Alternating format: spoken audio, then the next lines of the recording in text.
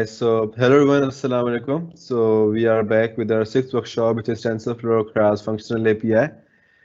Today is going to be the same workshop, a kind of same workshop which we are dealing with along 2 or 3 days.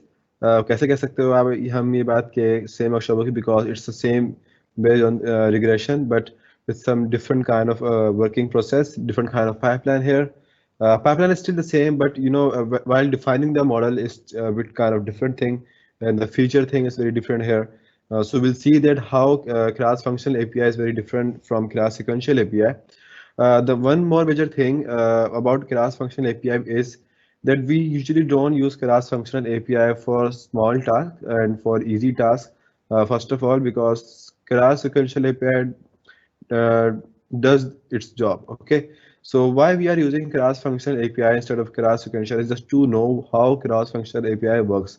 Because maybe in our soon after coming workshops, we're gonna use class function in some, we're gonna use some TensorFlow core, and we may use TensorFlow sequential as well. It depends on the difficulty level of our workshops, on the challenge we are facing at that time. So it's just that. तो हम linear regression के ही एक form के अंदर, तब एक regression based form के अंदर हम ही सारे सिक्वेंशियल फंक्शन वगैरह एपीआई हम कर रहे हैं, परफॉर्म कर रहे हैं to understand the basics of those और TensorFlow class functional and TensorFlow class sequential API. All right. Furthermore, sorry for not available yesterday. I was too busy in some other my works in my apart jobs. So I was not being available yesterday. So but don't worry. We're gonna compensate. अब हो इससे ये गया कि कल से हमने PyTorch मतलब आज से हमने PyTorch स्टार्ट कर देनी थी. But no worries. कल हम मंडे से PyTorch स्टार्ट कर देंगे and from Monday to Friday we're gonna have constant 5 days of PyTorch, and we're gonna deal with the same level of PyTorch as well what we have done so far in TensorFlow. अब TensorFlow हमारी बिल्कुल complete नहीं हुई, of course, because we have not learned any deep learning models yet, such a high advanced deep learning model yet. लेकिन एक introduction हमें TensorFlow का मिल गया within 5 days. In the coming days हमें PyTorch का introduction मिल जाएगा, and then we're gonna jump into our other deep learning model, which is CNN, RNN, and so on. CNN RNN starting में निकलता है इसलिए mostly because this is the introductory level deep learning models everyone should know. इनको बहुत detail में पढ़ेंगे हम CNN को, RNN को, ऑटो इनकोडर्स को, गैन्स को. हो सकता है वीक के बेस पे चलें. बाकी उसके बाद जो स्टार्ट होने वाली कंप्यूटर विजन होगी, NLP होगी, वो तो 1-2 हफ्ते के अंदर खत्म होके साइड पर जाएगी. तो मतलब हमारा जनवरी के अंदर ही पूरा आउटलाइन फिनिश हो जाएगा. Alright, so let's just start our entire course. I am very in relaxing mood today because today's workshop is also gonna take just an hour or just 15 minutes above an hour. So let's see that. Let me up the screen. I haven't up the screen yet. Okay, I am sharing the screen. So within 2-3 seconds it's gonna live. So let me know, guys, if it's clearly available or not. Within 2 seconds, please let me know that if my screen is properly visible or not. Okay, all right. So okay, I have reconnected my webcam for normal quality, so it won't take much internet. Okay, ताकि आप लोगों को भी issue ना हो कि बाद में जाके अगर नेट डिस्कनेक्ट हो रहा हो, क्योंकि वेबकैम 1080p पे 4K पे सेलेक्ट हुआ था, मैंने 1080p पे किया है बिकॉज स्ट्रीमिंग 720p पे ही होती है, so it doesn't need that. Alright, so introducing the class functional API. अब class functional API में और class sequential API के अंदर क्या फ़र्क होता है? So we're gonna see that. First of all, we're gonna understand the new concept here, which is deep and wide models and when to use them. Understanding the class functional कि किस तरह उसको build करना है like a deep and wide model. अब deep learning model आपने सुना होगा, which is deep learning model, okay? अब deep learning model को हम कहते हैं किस तरह हमारा अगर हम बात की जाए कि डीप वर्ड क्यों इंट्रोड्यूस हुआ, तो because the models and neural networks are entirely intense and in dense. तो जब डेंस न्यूरल नेटवर्क डेवलप हो रहा होता है तो उसको हम लोगों ने कहा deep learning. But why here we are having a deep and wide model with it? तो it's kind of a different model as compare to the deep learning models. होगा सेम, लेकिन यहाँ पे बेसिकली एक नया कॉन्सेप्ट है. एक हमारे पास एक है मेमोराइजेशन और एक है जनरलाइजेशन. इस एग्जाम्पल मैं आपको देता हूँ इस तरीके से. It's going to be a very good example. You can guys clearly understand with that. For example, we are having some birds, ठीक है. For example, अच्छा चलें यहाँ पे गूगल पे लिखते हैं and then we're gonna show you seagulls on the images. So seagulls ये होती हैं and you already know that they can fly and they can catch their prey very pretty fast, and these are seagulls. They can fly. Now, what's the other example of bird eyes? You can see, say, all right. Another example of bird. All right, so it's not showing me bird. Okay. All right, and another bird. Okay, this is also a bird, but we are not going to the in general position here के mammal है नहीं है, but we are going के which animals can fly. So this can also fly. If we go to another like duck, so at some point they can also fly as well. Some ducks cannot fly like this one, but they can fly some for a short time, but they can still fly. But but there are some birds as well which cannot fly. अब ये मतलब क्या हुआ कि हमारे पास बहुत सारे अगर बर्ड्स ऐसे हैं जो फ्लाई नहीं कर सकते, फॉर एग्जांपल ऑस्ट्रिच, ठीक है. तो हमारे पास एक आ गया कि ऑस्ट्रिच फ्लाई नहीं कर सकते. अब एक कॉन्सेप्ट बना, चलो अब मशीन सोचेगी कि हमारे पास फॉर एग्जांपल बहुत सारे परिंदे आ गए, उसके पास वो फ्लाई कर सकते हैं, but now ostrich is also being considered in a category of bird, लेकिन but they can not fly. अब क्योंकि हमारे पास there are so many you can say birds as well which do not lay eggs. तो मतलब हमारा machine इस बात पे जनरल मेमोराइज कर लेगा कि भाई ऑफ कोर्स ही बात है कि अब क्योंकि एक ने मैमल भी हो सकती है, सो इट डजंट मीन कि जो एग लेंगे हैं वही बर्ड्स हो, ठीक है. अब यहाँ पे एक नया कॉन्सेप्ट आ जाता है कि भाई हो सकता है कि जिनके विंग्स हों, दोज आर बर्ड्स, ठीक है. अब जिनके so but there is a constraint here, they can not fly. अब अगर हमें ये प्रिडिक्ट करना है दैट दे कैन फ्लाई और नॉट, तो ostrich can not fly. In that terms अब ऑस्ट्रिच के बाद क्या फेदर होता है? हाँ होता है, but this is very short feather. Same goes for penguin. अब फॉर एग्जांपल अब ऑस्ट्रिच का फेदर जो होता है ना, इट इज इंटायरली शॉर्ट कि वो फेदर में काउंट होते भी नहीं है. So that's why you can say many people will say it featherless bird because they don't usually move their feather as well because they are tiny short. अब penguins है हमारे पास फॉर एग्जांपल. अब penguins के पास तो अच्छे खासे उसके size के हिसाब से बहुत अच्छे खासे उनके हैंड्स होते हैं, but they are also known as feather. But they are also bird, but they can not fly. They can not even fly for a 1 feet as 1 foot as well. No, either 2 feet 1 foot, मतलब 1 inch के लिए भी वो हवा में नहीं उड़ सकते just because they cannot fly. So but they are birds.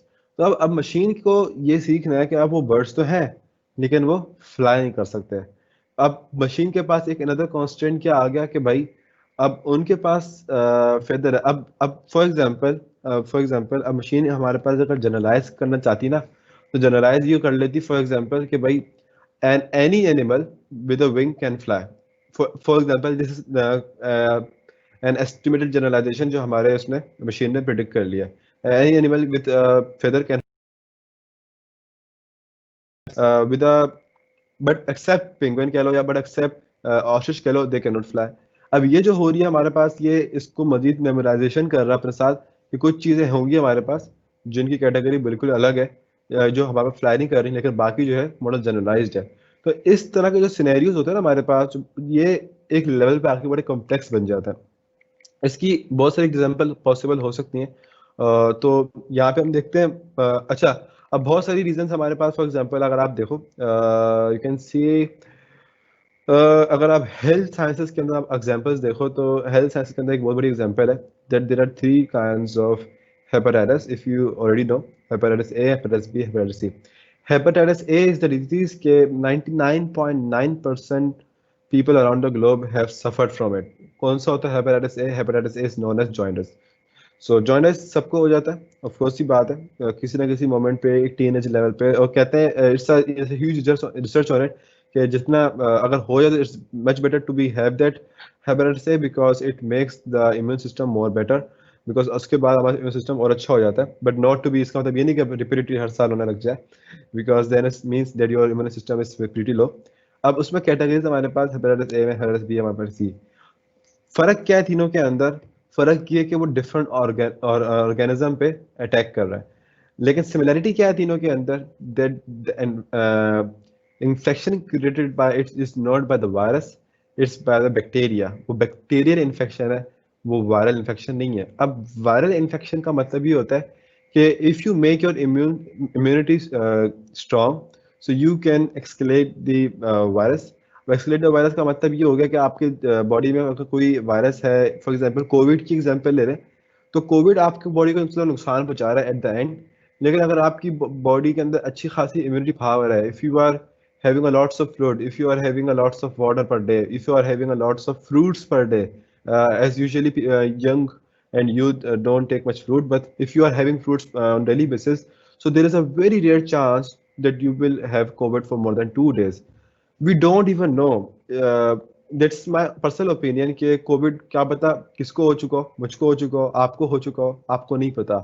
Because I am pretty sure and I am damn sure कि विद इन लास्ट 8 months एक मोमेंट आया होगा that for some short period of time, 2 days 3 days, you may have feel some severe headache, आपको सर में दर्द, fever, and this kind of symptom is representing the symptoms of COVID as well, because there's a viral infection। लेकिन आपकी immune system strong होती है, so that's a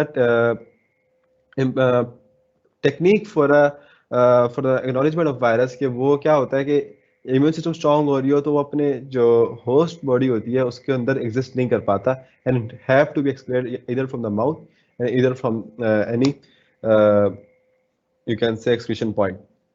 तो ये हमारे पास एक वायरस की स्टोरी है। लेकिन बैक्टीरिया की स्टोरी बिल्कुल डिफरेंट होती है। I am from a medical background, so I know this kind of things. So bacteria की हमारे पास क्या होता है, बैक्टीरिया के अंदर हमारे पास ये होता है, अगर आपका इम्यून सिस्टम स्ट्रांग भी हो ना, तो it doesn't mean that it's going anywhere. First of all, for example if you are suffering typhoid, तो टाइफाइड के अंदर क्या होगा, दैट यू सफर टाइफाइड, लेकिन इसका मतलब ये नहीं कि अगर आपकी इम्यून सिस्टम स्ट्रांग है so it's going without any medication. कहा है ना कि भाई फॉर एग्जांपल कोल्ड फीवर अपने आप खत्म हो जाता है ऑफ कोर्स, लेकिन अगर वायरल हो। लेकिन अगर बैक्टीरियल बेस्ड हो जरूरी नहीं है कि वो अपने आप खत्म हो जाए। Body will gonna fight with that bacteria, of course body will gonna fight, लेकिन to make our body more powerful we still need some kind of medications कि हमारी बॉडी से फाइट करे, and jaundice is a kind of virus. तो तीनों kind of bacteria, तो जो हमारी इज कॉज्ड बाय बैक्टीरिया, तीनों हेपेटाइटिस हमारे पास सेम ही बैक्टीरिया से कॉज होता है। ये एक इंटरेस्टिंग पॉइंट है। अब ये लोगों को समझ में नहीं आती कि सेम बैक्टीरिया से तो तीनों अलग बीमारियां क्यों है।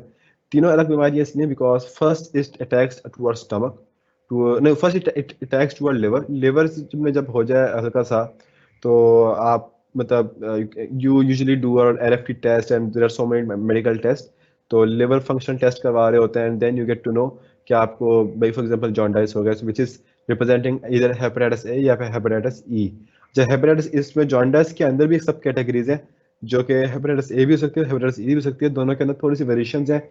अब if you are not having that, so it means that bacteria has escalated towards your stomach। अब अगर स्टमक में चला गया, so it means that you may have hepatitis B as well। अब वो होता क्या है कि आपका जो बैक्टीरिया होता है वो आपके लंग्स में भी होता है, आपके लंग्स में भी होता है, और साथ साथ आपके लिवर में भी होता है, साथ साथ आपके स्टमक में भी होता है। लेकिन स्टमक में उसका इतना इम्पैक्ट नहीं होता, ज्यादा मेजर इम्पैक्ट कहाँ होता है उसका, लंग्स में होता है। मतलब अब यूं कह लो कि उसका मीडियन पॉइंट जो होगा लंग्स में फॉर्म हो रहा होगा। तो अब क्या हो गया, बैक्टीरिया सेम है लेकिन क्या ऑर्गेनिज्म चेंज हो गया। हेपेटाइटिस सी के अंदर क्या होता है, वो लिवर से काफी आगे जा चुका होता है, लंग्स के अंदर होता है, लेकिन स्टमक में बहुत ज्यादा हो जाता है।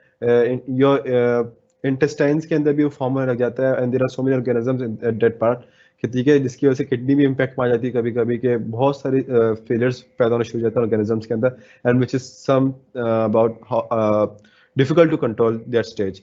तो अब ये होता जरूरी नहीं है कि पहले आपका हेपेटाइटिस ए ही होना जरूरी है, इसके बाद हेपेटाइटिस सी होगा। You can be directly impacted by hepatitis C as well. तो क्या हुआ, अब मशीन को अगर हम इस तरह के सिम्टम्स ट्रेन करने लगेंगे, तो मशीन की क्या सोचेगी कि भाई हमारे पास अगर इस पे अगर ये हमारे पास बैक्टीरिया है, हमारे पास ये this sort of bacteria if causing, so it means we are having hepatitis. वो किसी और बीमारी की तरफ जल्दी से सोचेगा नहीं।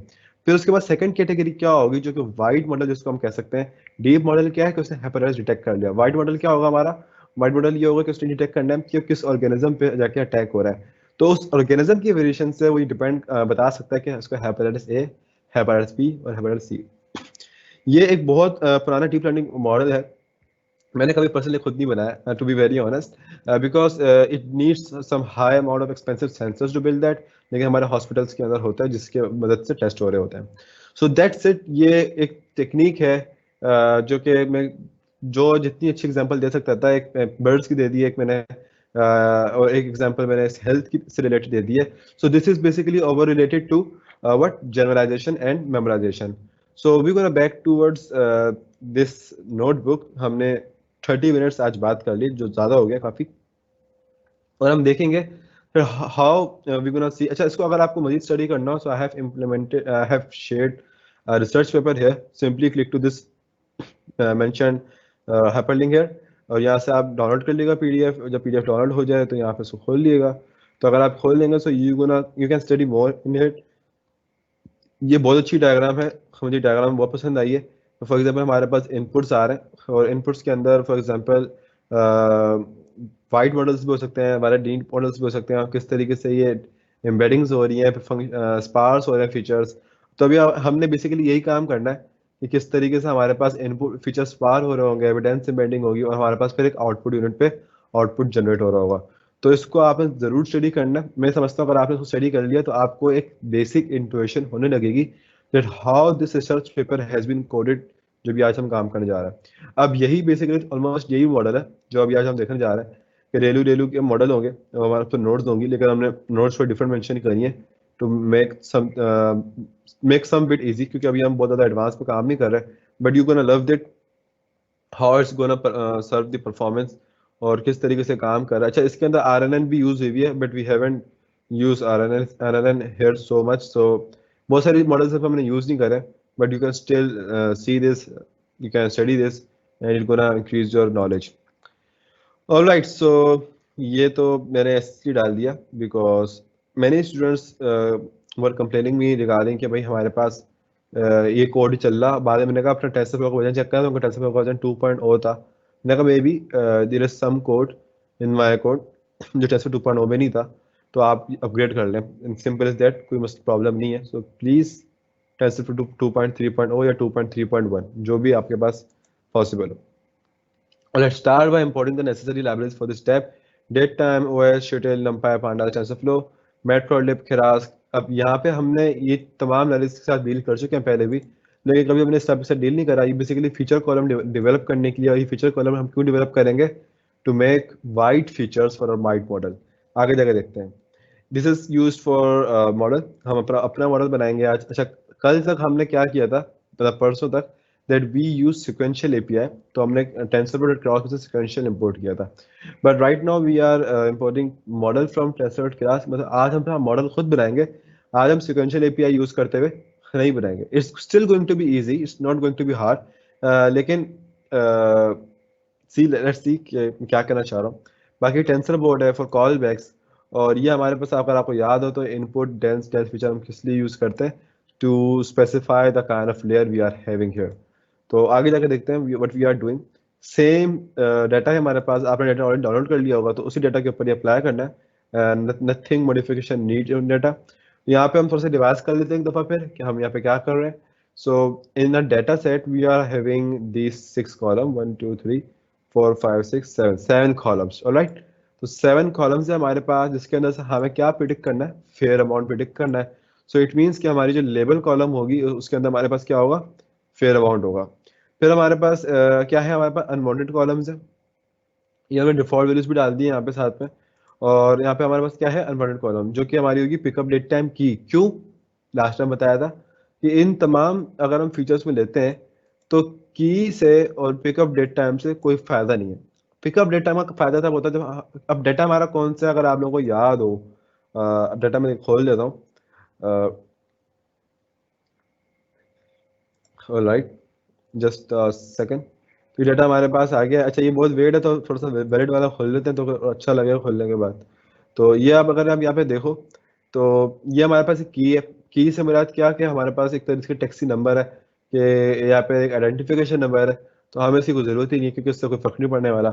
अब ये हमारे पास डेट टाइम है कि कब राइट स्टार्ट हुई। अब ये फैक्टर तब तो अप्लाइबल हो सकता है कि जब हमारे पास we are having private like Careem, Uber, Bykea या जितनी भी हमारे पास मौजूद है इस वक्त, क्योंकि उसमें पीक फैक्टर इन्वॉल्व होता है। But in government services there is no peak factor involve in almost all countries. तो हमारे पास इसकी कोई फीचर की ज़रूरत नहीं है, हमें टाइम सीरीज फंक्शन से टाइम सीरीज डाटा से डील करने की ज़रूरत नहीं है। So we are having this features here, we are having this level here. इसको हमें निकालना है, इसको हमें निकालना है, ऐसे बिल्कुल भी नहीं निकाल सकते। सबसे पहले हम, क्योंकि हमारे पास इसमें कॉलम्स नहीं है, तो हम कॉलम असाइन करेंगे। कॉलम असाइन करने के लिए हम यहाँ पे कॉलम नेम्स ले रही हैं, तो डायरेक्ट किस तरह असाइन करते हैं, so we gonna see, don't worry. अच्छा, अब क्या करना है हमको कि alright, so this is create an input function reading the file using the dataset API. हम पांडा से थ्रू हमेशा डेटासेट को रीड करते हैं, but from the beginning here we are reading a dataset from TensorFlow dataset API। Panda से बिल्कुल कर सकते हैं, यहाँ पे थोड़ा सा कोड लंबा हो जाता है, फिर आप उसको टेंसर्स में कन्वर्ट करो। So by here this is directly converting into tensors, so there is no need to deal with दो सिनेरियोस। तो यहाँ पे हमने label is equal to dot data dot pop lab label column कर दिया। तो हमारे पास लेबल कॉलम में क्या था, हमारे पास लेबल कॉलम में फेयर अमाउंट का नाम था। सही हो गया। अब जब हमारे पास फेयर अमाउंट का नाम था तो उससे क्या हुआ हमारे पास कि अच्छा ये अभी हो नहीं रहा, अभी हम सब मेथड बना रहे हैं। होगा ये तभी जब हम डाटा को इंपोर्ट करेंगे। डाटा हमारा बिल्कुल एंड में जाके इंपोर्ट होता है। देखो मैं डाटा को इंपोर्ट नहीं करा, अभी तक हम उससे उससे पहले की तैयारियां कर रहे हैं। तो लेबल कॉलम हमारे पास फेयर अमाउंट होगा, तो वो क्या होगा, फेयर अमाउंट रो डाटा में से निकल के या फिर जो हमारा करंट डाटा सेट होगा उसमें से निकल के कहाँ पर आ जाएगा, लेवल में आ जाएगा। और रो डाटा को हम किस में असाइन कर देंगे, फीचर्स में असाइन कर देंगे। फिर हम क्या करेंगे फीचर्स डॉट पॉप में से दो हमारे अनवांटेड कॉलम्स हैं, जो कि एक पिकअप डेट टाइम है और एक हमारे पास की है, जो कि हमने इस लिस्ट के अंदर ले रखा है। तो हम क्या करेंगे, for unwanted column which is using as index in unwanted column, जो हमारे पास लिस्ट होगी, दोनों को पॉप कर दो। अब क्योंकि हम इसको यहाँ पे कहीं किसी चीज में असाइन नहीं करा रहे, so it will not return, we don't have to return anything. और अगर रिटर्न हो भी रही होगी तो वो गार्बेज हो रही होगी, लेकिन क्या हमारे फीचर्स में से वो दो वैल्यूज जो है पॉप हो चुकी होंगी। Pop is very fastest function, हम बहुत सारी फंक्शन और भी यूज कर सकते हैं जिससे वो रिमूव हो जाए और कहीं असाइन कर भी ना हो रहे हो, ना गार्बेज हो रहे हो, लेकिन pop is the fastest function in algorithm complexity, that is why I am using pop here. बाकी रिटर्न हमने क्या करना है यहाँ पे, फीचर्स और लेबल, तो हमने फीचर्स लेबल यहाँ पे रिटर्न कर दिया।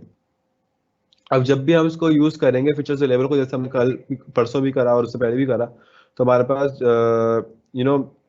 ये डिफाइन कर रहा है कि हमारे फीचर्स और लेबल कौन से हैं, और फिर हमारे डेटा सेट को प्रिपेयर कर रहा है for being train in the machine learning models या डीप लर्निंग न्यूरल नेटवर्क कह रहे हैं। Now reading CSV files into a data set, अब उसके लिए भी हम एक मेथड तैयार कर लेते हैं। So which is same as before. Pattern आ रहा है हमारे पास, बैच साइज आ रहा है, मोड आ रहा है। अब डिफॉल्ट मोड हमारा इवेल्युएशन है, लेकिन अगर हम यहाँ पे ट्रेन लिख के पास कर देंगे सो इट मीन्स हमारा मोड ट्रेनिंग का हो जाएगा। और उससे फर्क क्या होगा आगे जाकर देखते हैं। सबसे पहले data set is equal to T dot data dot experimental dot make CSV data set.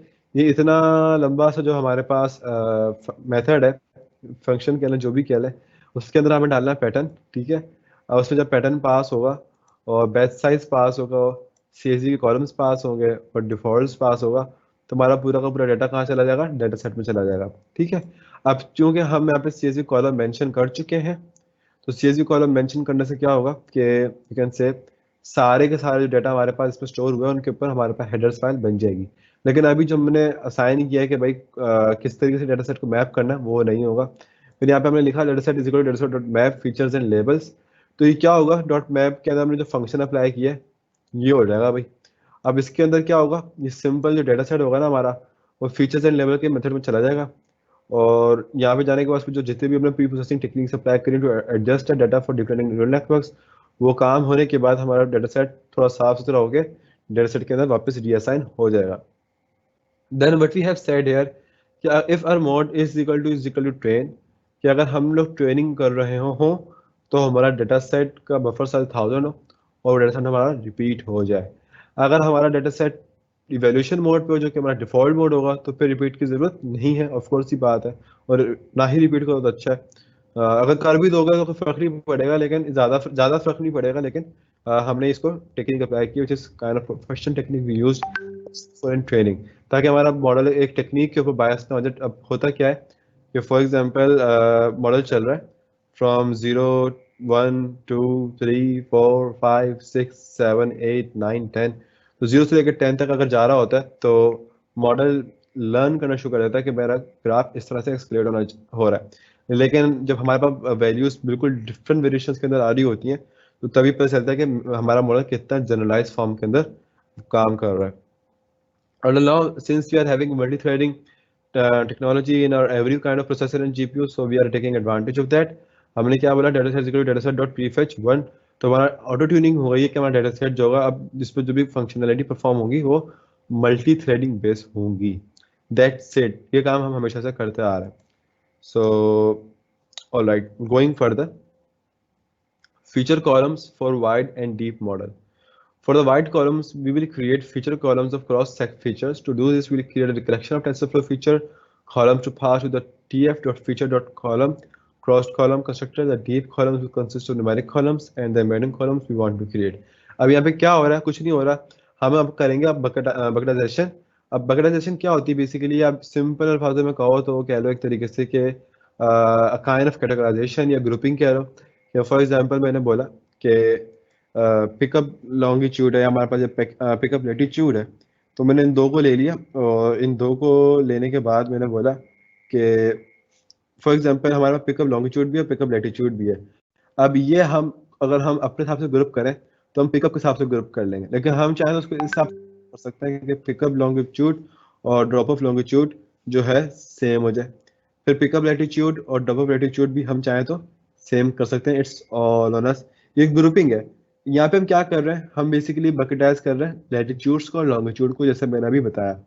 तो हमने एन बकेट्स रख दिए 16 फॉर एन एग्जांपल, और एक बना दिए लेटीट्यूड बकेट्स और एक बना दिया हमें लॉन्गिट्यूड बकेट्स। अब यहाँ पे हमने बोल दिया numpy dot line space start होगी हमारी वैल्यू 38 से, स्टॉप होगी हमारी वैल्यू 42 तक, जस्ट फॉर एन एग्जांपल। अच्छा, लॉन्गिट्यूड बकेट स्टार्ट होगी हमारी वैल्यू -76 से, स्टॉप होगी हमारी -72 तक। ऑलराइट, फिर हमने डाल दिया नंबर ऑफ नम बकेट्स और कर दिया टू लिस्ट। अगर आपको देखना हो कि इसमें क्या बन रहा है, so let me show you. यहाँ पे एक कोड कॉपी करके हमेशा देख लिया करो कि इसमें बन क्या रहा होगा, इसमें क्या वैल्यूज आ रही होंगी। Alright, so here we are having multiple values here. Alright, so my screen got stopped sharing here. Let me see that.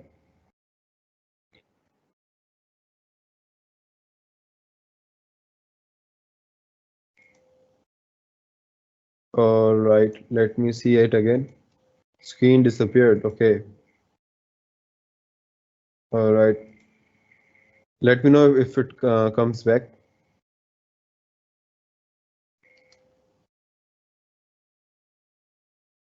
Okay, सही हो गया अब? I hope so.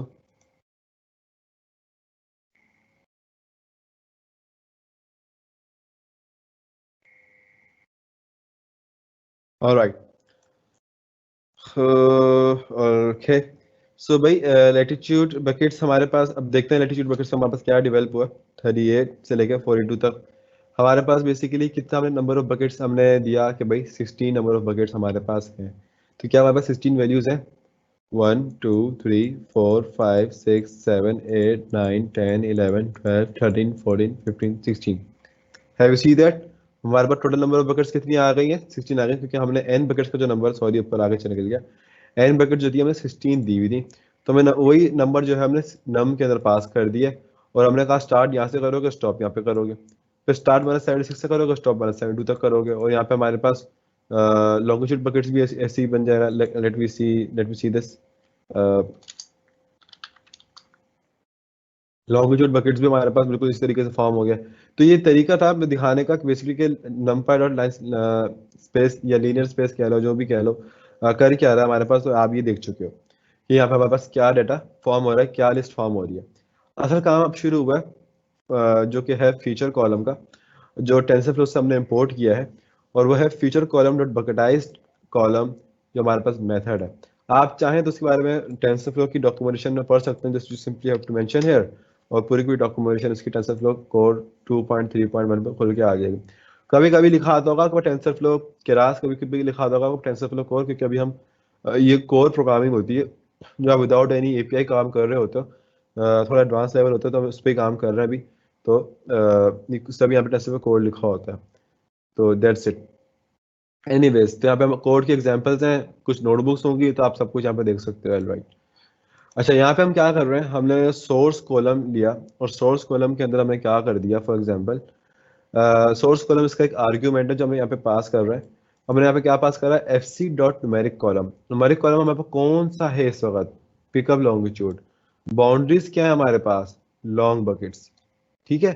अभी बाउंड्रीज क्यों मेंशन करी है हमने, फॉर एग्जांपल अगर 72 से ऊपर वैल्यू जा रही है, 72 से कम वैल्यू है, लेकिन तो वो उससे डील नहीं करेगा, उसका रेंज क्या होगी, 76 से 72। मतलब ये एक तरीके से हमारे पास क्या हो गई, एक तरीके से हमारे पास एक रेंज फॉर्म हो गई है, दैट्स इट। तो ये हमारे पास एक बाउंड्रीज फॉर्म हो गई है। हेयर हमने यहाँ पे, क्योंकि हमें पिकअप लेटीट्यूड किया था, हमने यहाँ पे फिर दोबारा से बाउंड्रीज फॉर्म कर दी लेटीट्यूड बकेट्स की। फिर हमने वापस बाउंड्रीज फॉर्म कर दी लॉन्गिट्यूड बकेट्स की, और दोबारा बाउंड्रीज फॉर्म कर दी लेटीट्यूड बकेट्स की। ये हमने डिपेंड करता है कि हमारा लॉन्गिट्यूड है या लेटीट्यूड है। अब अगर हमारा पिकअप लॉन्गिट्यूड था तो हमने इसका अलग से बकेट अटैच बना लिया है। अच्छा, अब मुझे एक चीज देख रहे थे। ऑलराइट, हाँ सही है। तो हमने उनको सबके डिफरेंट डिफरेंट हमने जो थे बकेटाइज्ड कॉलम डेवलप कर लिए। अब बकेटाइज्ड कॉलम क्या होते हैं, जैसे कि मैंने बोला कि हम यहाँ पे अभी कैटेगरी फॉर्म करने जा रहे हैं, जिसको हम बोलेंगे क्रॉस फीचर्स। अभी हम क्या कर रहे हैं, हम बकेटाइज कर रहे हैं लेटीट्यूड्स को और लॉन्गिट्यूड्स को। तो उसके लिए हम डेटा को प्रिपेयर कर रहे हैं आगे जाके। अब क्यों कर रहे हैं, because what we have to do in the later format, हमने उन सबको यू कैन से कि क्रॉस फीचर्स करना है। मतलब जहाँ हमारे पास लेटीट्यूड्स हो वहाँ हमारे पास लॉन्गिट्यूड्स भी हों, जहाँ हमारे पास लॉन्गिट्यूड्स हो वहाँ हमारे पास लेटीट्यूड्स भी हो। तो ये काम करने के लिए हमने इन सबको बकेटाइज किया। अब बकेटाइज करने के बाद हम क्या काम करेंगे, हम करेंगे क्रॉस फीचर्स फॉर लोकेशंस। अब जब हमारे पास क्रॉस फीचर लोकेशंस आया तो हमने क्या करा, हमने हमने डी लेट भी ले लिया और डी लॉन भी ले लिया, जो कि हमारे पास यहाँ पे दो थे, जो कि ड्रॉप ऑफ थे और एक ड्रॉप ऑफ लेटीट्यूड था, एक ड्रॉप ऑफ लॉन्गिट्यूड था, तो हमने दोनों यहाँ पे ले लिए। फिर इसी तरीके से हमारे पास दो फीचर्स थे, एक था we can say pickup latitude और एक था पिकअप लॉन्गिट्यूड, तो हम दोनों यहाँ पे ले लिए। तो हमारे पास पी लॉक के अंदर आ गए। फिर हमने इनको भी मजीद पेयर करना है। पेयर कैसे करेंगे, what we have done here, F C cross P D pair is equal to F C dot cross column, और यहाँ पे हमने डी लॉक को और पी लॉक को ले लिया, और हमने हैश बकेट साइज डाल दिया, यहाँ पे बकेट्स स्क्वायर लगा दिया उस पर 4 का। अब नंबर ऑफ बकेट्स हमारे पास 16 थी, ठीक है ना, अब सबकी नंबर ऑफ बकेट्स हमारे पास 16 थी। अब चूंकि हमने चारों को क्रॉस कर दिया तो यहाँ पे हमारे पास क्या हो गया, हमने यहाँ पे स्क्वायर डबल स्क्वायर लगा दिया, आप यूँ कह लो आप कि पावर 4 कर दिया हमने, इंडेक्स 4 कर दिया। अभी काम क्यों करा हमने, बेसिकली कि अगर मैं आपको दिखाऊं क्रॉस फीचर की एग्जांपल नेट के ऊपर, क्योंकि मैंने डॉक्यूमेंटेशन इस दफा इतनी अच्छी नहीं करी। So let me show you this. ये तो शायद आपको थोड़ा सा अंडरस्टैंड कर दे, क्योंकि अभी एक ने मैसेज किया कि सर बातें आज ऊपर से जा रही हैं, सो सॉरी फॉर दैट। थोड़ा सा टफ टफ है आज की तमाम फंक्शनल एपीआई कह लें, या हर हफ्ते के आखिरी वर्कशॉप जो होगी ना, थोड़ी टफ होगी इस तरीके से ही। अब फॉर एग्जांपल आप यहाँ पे देखो, हमारे पास एक साउंड के कुछ वो है, साउंड है क्या है हमारे पास, हाँ ओके, मैट्रिक्स है, पे फोनोज है, पे मोर्फो साइंटिक है, सेमेंटिक है। तो हमारे पास कुछ फीचर कैटेगरीज थी। अब फीचर कैटेगरी हमारे पास ऑथर के अंदर भी है, कुछ फीचर कैटेगरी हमारे पास टेक्स्ट में भी है, कुछ फीचर कैटेगरी हमारे पास रीडर के अंदर भी है। हमने उन सबको आपस में क्रॉस कर दिया। मतलब एक तरीके से आप यूं कह सकते हो कि हम भाई आपस के फीचर्स को फॉर्म करके एक्स वाई जी वेक्टर्स फॉर्म कर रहे हैं, हम एक तरीके से वेक्टराइजेशन परफॉर्म कर रहे हैं। अगर आपका आगे जाके वास्ता पड़ा है नेचुरल लैंग्वेज प्रोसेसिंग से या इमेज प्रोसेसिंग पे, तो आप वहाँ पे देखोगे पिक्सल्स हमारे पास 2 वेक्टर्स होते हैं, ठीक है। और कभी कभी हम डायनामिक वेक्टर्स डेवलप करेंगे to understand the depths in the picture, कि हमारे पास आपने देखा होगा कि ऑगमेंटेड रियलिटी के काम के थ्रू या फिर वो होता है उसके बैकएंड पे एआई है, कि भाई ये चीज कितना दूर है, इतने एडवांस मॉडल है कि just without using any kind of sensor with help of camera you can know कि जो चीज आपके कैमरे से दूर है वो कितना दूर पड़ी है। अच्छा, इसकी एक टेक्निक होती है कि आपके मोबाइल के अंदर ऑटो फोकस के थ्रू भी हो सकता है, बिकॉज ऑटो फोकस कोई आम चीज़ नहीं होती, specially in the flagship smartphones.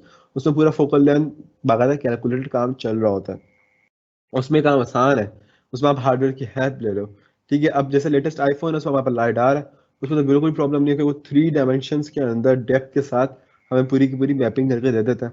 But what if you have to do this task just by using a simple camera, जैसे सीसीटीवी कैमरा होगा, कितना दूर है कितना दूर नहीं है। So if you are not using any kind of camera there, we are not using any kind of IR sensor there, कुछ भी हम यूज नहीं कर रहे, तब ये काम बहुत कॉम्प्लेक्स हो जाता है। तो तब हम डायनामिक वेक्टराइजेशन पे काम करते हैं। तो अभी हम डायनामिक वेक्टराइजेशन पे काम नहीं कर रहे, लेकिन हम लोग एक तरीके से वेक्टराइज फॉर्मेट में ही फीचर्स को लेके जा रहे हैं, जिसको हम बोलेंगे क्रॉस फीचर्स। ये क्यों जरूरी है? क्योंकि हम वेक्टराइजेशन कर रहे हैं basically, for example truth false का टेबल होता है, ट्रुथ फॉल्स फॉल्स ट्रुथ का टेबल बना रहे होते हैं। तो इसकी क्यों बन रहा है, हम फिर जरूरत क्या पड़ रही है बनाने की? क्योंकि मैंने आपको जैसे बताया कि हम हमारे पास अगर ऐसी टेक्निक आ गई, फॉर एन एग्जाम्पल, कि बर्ड्स जो हमारे पास था, हेपेटाइटिस हमारे पास था, जिसके अंदर जरूरी नहीं है कि ये काम हो तो एक लीनियर पर्सपेक्टिव से चलता रहेगा। हमारे पास फ्लक्चुएशंस डेवलप हो सकती हैं। फ्लक्चुएशन आज भी डेवलप होगी क्योंकि हमारा मॉडल इतना एडवांस नहीं है। फ्लक्चुएशंस डेवलप हो सकती हैं, लेकिन उनसे हम डील कर सकते हैं। और डील कैसे करेंगे? By using a vectorization, a kind of bucketization. अभी हम वेक्टराइजेशन नाम ही देंगे इसको, क्योंकि इतनी खास वेक्टराइजेशन नहीं हो रही। अभी हम बेसिकली क्या कर रहे हैं, हम deep and wide models develop कर रहे हैं। तो उसके लिए deep and wide models develop करने के लिए हमारे फीचर्स भी कैपेबल होने चाहिए। तो इसलिए हम अपने डेटा को क्या कर रहे हैं, क्रॉस फीचर्स कर रहे हैं। और क्रॉस फीचर बनाने के लिए हमें बकेटाइज करना पड़ा। तो क्रॉस फीचर्स से अब हमारे पास हो गए, जैसे कि ऊपर मैंने कहा था, बकेटाइजेशन करेंगे, क्रॉस फीचर्स करेंगे। अब आगे हमारे पास काम एम्बेडिंग का फॉर द क्रॉस कॉलम्स। अब ये हमारे पास फीचर क्रॉस हो गए। अब यहाँ पे हमने क्या करा, FC मतलब फीचर कॉलम, और यहाँ पे कहा हमने PD पेयर। तो अब यहाँ पे क्या कर रहे हैं हम basically, feature column dot embedding column, यहाँ पे हमने कैटेगोरिकल कॉलम डालना है। ठीक है, हमारे पास कैटेगोरिकल कॉलम कौन सा है, क्रॉस PD पेयर, और डायमेंशन क्या रख दिया हमने, 3। अब PD पेयर हमारे पास कौन सा है, PD पेयर हमारे पास है जो पिकअप का भी है और ड्रॉप ऑफ का भी है, दोनों का जो पेयर है। समझ गए आप? उसके बाद हमारे पास क्या है, ड्रॉप ऑफ लोकेशन है। उसके बाद हमारे पास क्या है, पिकअप लोकेशन है, जो कि हमने ऊपर बनाई है। लेकिन दीज आर क्रॉस फीचर्स। अब हमने यहाँ से क्रॉस का नाम हटा दिया, क्योंकि अब ये बनाने के बाद हम इसको एम्बेड कर रहे हैं इन द डायमेंशंस ऑफ 3। अब पहले हमने बकेटाइजेशन करी, ठीक है, बकेटाइजेशन करने के बाद हमने उसको क्रॉस फीचर्स किया। क्रॉस फीचर करने के बाद हमने इसको क्या कर दिया, एम्बेडिंग बना दी। अब इसको आप थोड़ा देर से समझेंगे, इतनी जल्दी समझ में नहीं आएगी। अगर आपने मशीन लर्निंग के अंदर वन हॉट एनकोडिंग टेक्निक पढ़ी है, तो आपको आइडिया हो जाएगा कि यहाँ पे 99.9% वही रेलिवेंट काम हो रहा है, बल्कि आगे जाके हम वन हॉट एनकोडिंग परफॉर्म भी करने वाले हैं। तो ओके, एम्बेडिंग को हम कॉलम्स को भी एम्बेड कर रहे हैं। किस तरीके से कर रहे हैं कि हम कैटेगोरिकल कॉलम के अंदर डाल दिया हमने, for example feature cross PD pair. अब हम बना रहे हैं इसकी प्रॉपर वेक्टराइजेशन। अब इन तमाम कॉलम्स का एक प्रॉपर डायनामिक मैट्रिक्स डेवलप हो रहा है। और हमने क्या डायमेंशन दे दी है इसकी, 3 डायमेंशंस दे दी हैं। Same goes for other, same goes for other as well. 3 dimension दे दी, तो मतलब हमारा क्या होगा कि हमारे जो वेक्टर है उसकी कितनी डायमेंशन है, 3 डायमेंशन है। You can say it as a dynamic vector as well, and you can say can embedded column. तो ये एक तरीके से हमारे पास टेक्सचुअल डेटा को हमने डायनामिक वेक्टराइज किया है, ताकि हम क्रॉस फीचर्स को रिलेट करते हुए मशीन लर्निंग मॉडल को या डीप न्यूरल नेटवर्क्स को ज़्यादा अच्छे से जनरलाइज और मेमोराइज करा सकें कि हमारे प्रिडिक्शंस ऐसी होनी चाहिए। ठीक हो गया? Now let's go further. Okay, now gathering list of feature column. अब यहाँ पे कुछ भी नहीं हो रहा, अब यहाँ पे थोड़ा सा और एडवांस कॉलम है, काम हो रहा है कि अब हमने ये सारा काम करा क्यों था, क्योंकि मैंने आपको कहा था कि हमें डीप और वाइड न्यूरल नेटवर्क डेवलप करना है, और उस काम के लिए हमारे पास जो फीचर्स हैं वो डीप और वाइड होने चाहिए। ठीक हो गया? अब वो काम करने के लिए हम वाइड कॉलम कैसे परफॉर्म करेंगे, हम वन हॉट इनकोडिंग करेंगे। अब वन हॉट इनकोडिंग कैसे करेंगे, क्रॉस फीचर्स पे। हमारे पास 3 क्रॉस फीचर्स थे, और ये ऊपर आ रहा है जो हमने ऊपर असाइन किए थे। अब ये 3 क्रॉस फीचर्स के ऊपर हमने करना है one hot encoding. One hot encoding TensorFlow में कैसे होती है, सिंपल, आपने क्या करना है, FC dot indicator column FC cross D log. फिर यहाँ पे तीनों के लिए हमने ऐसा P लॉग के लिए भी कर दिया और PD के पेयर के लिए भी कर दिया। अच्छा, अब यहाँ पे अगर मैं ये बोलूँ,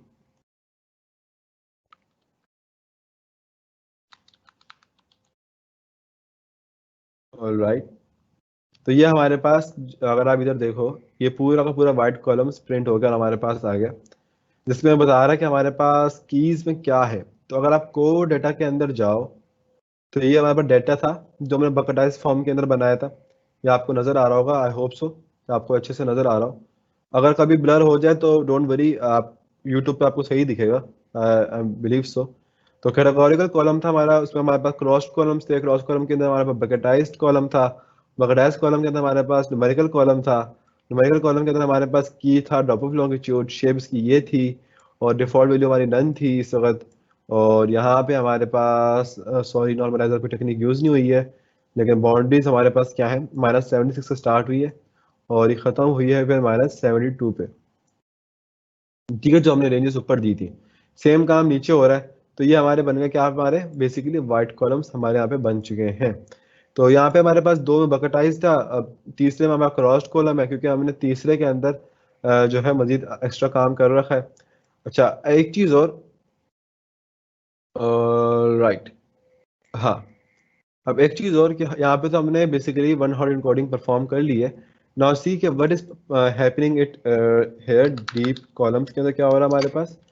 तो उसको भी रन करके देख लेते हैं। यहाँ हमारे न्यूमेरिक कॉलम्स आ गए। अच्छा, इसमें हमारे पास वैसे वैल्यूज नहीं आ रही है मेरे ख्याल से, और आ गई है। -76 से लेके हमारे पास कहाँ तक आएंगी, -72 तक वैल्यू आ गई।